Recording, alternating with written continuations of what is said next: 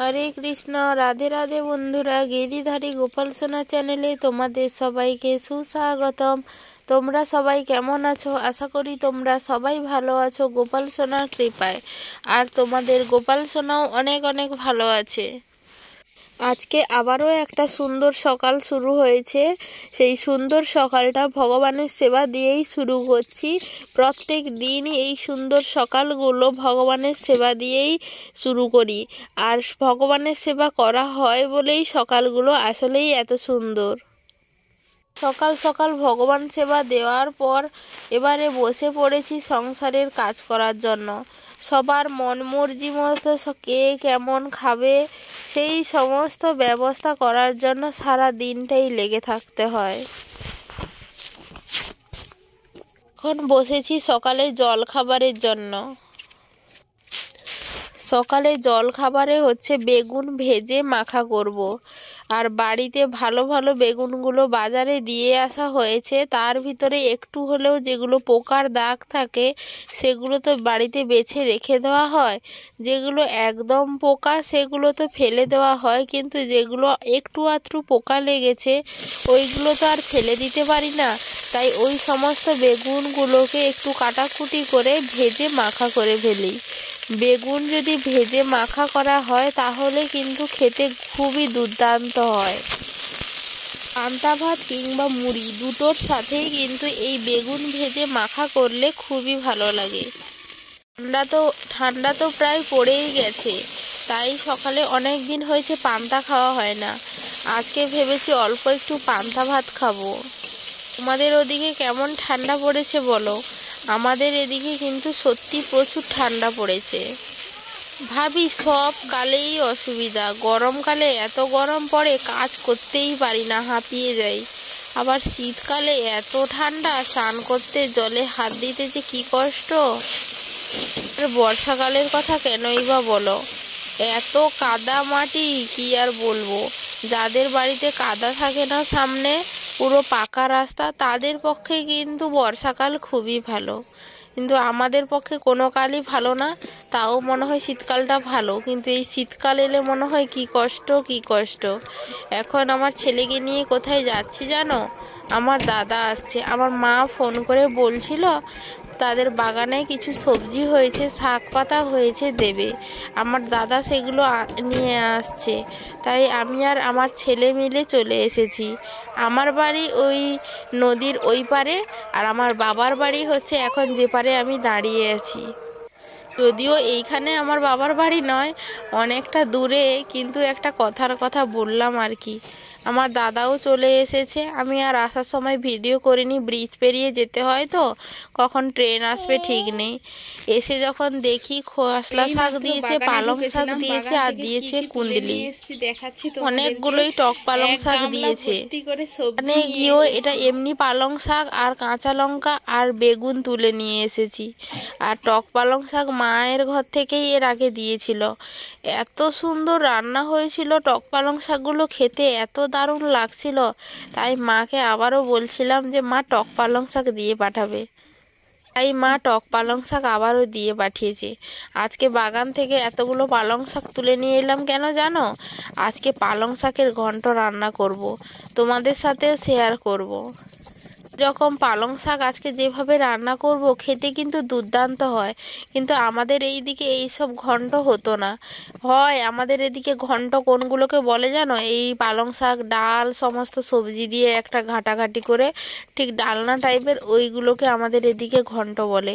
কিন্তু আমার বাবাদের ওইদিকে আমি আজকে যেটা করেছি সেটাকেই ঘন্ট বলে। এমনিও তুমি মোবাইলে সার্চ করবে তাহলে ঘন্ট বললে এগুলোই বেরোবে।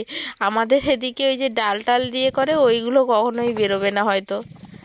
আর তার সাথে করব আজকে বাড়ির গাছের কাঁচা তেঁতুলের টক। কারা কারা এবছর কাঁচা তেঁতুলের টক খেয়েছো অবশ্যই কিন্তু কমেন্ট করে জানিও। কাঁচা তেঁতুলের টক আমাদা দিয়ে করব। তোমরা কি জানো আমাদা কি? পরেই বলে দিচ্ছি। এখানে রান্না বান্না আরম্ভ করে দিয়েছি তো। আগে তেলে 5 ফোড়ন আর কাঁচা লঙ্কা দিয়ে দিয়েছি এতে বাড়িতে গাঁটি কচু হয় না, গাঁটি কচু, আলু আর হচ্ছে বেগুন ভালো করে ভেজে নিচ্ছি। পালং শাকের জন্য এই 3 রকম সবজি আমি নিয়েছি।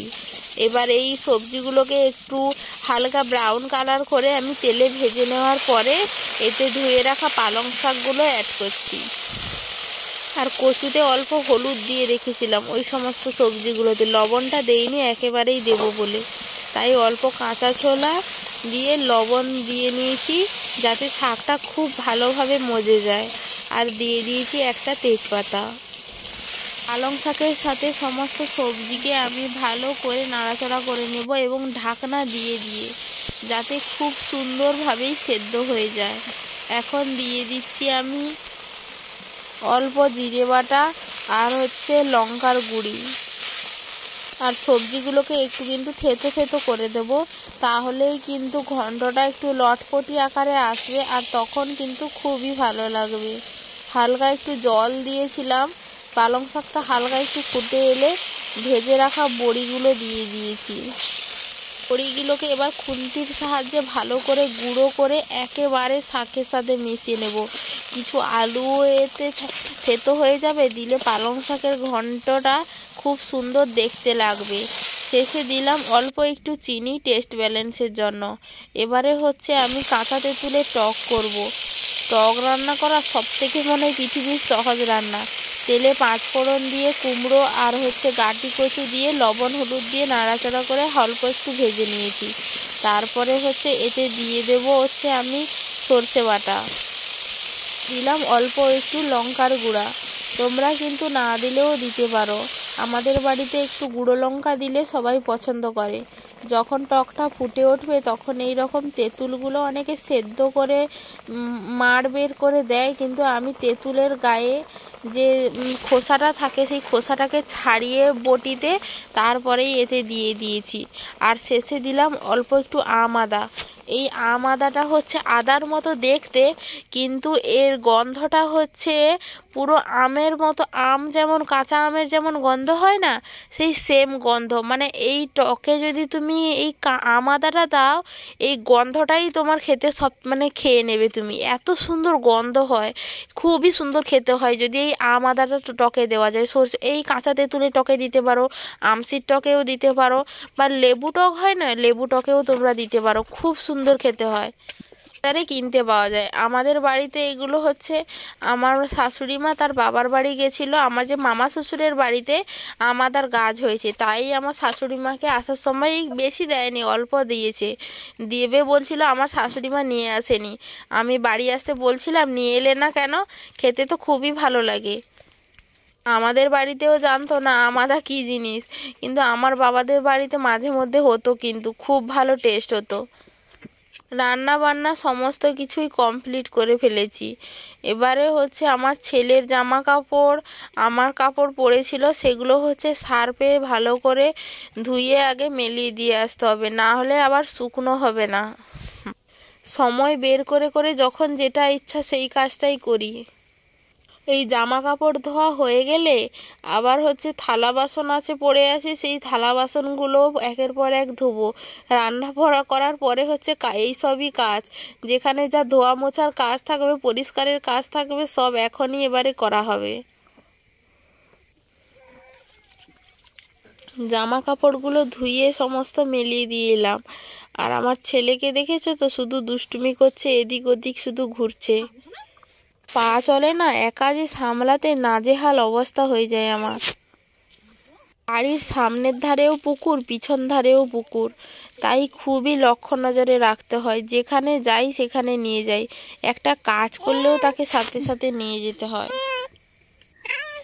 আমাদের এই ছোট্ট ছোট্ট বাড়ির ভ্লগগুলো তোমাদের কেমন লাগে অবশ্যই কিন্তু কমেন্ট করে জানিও।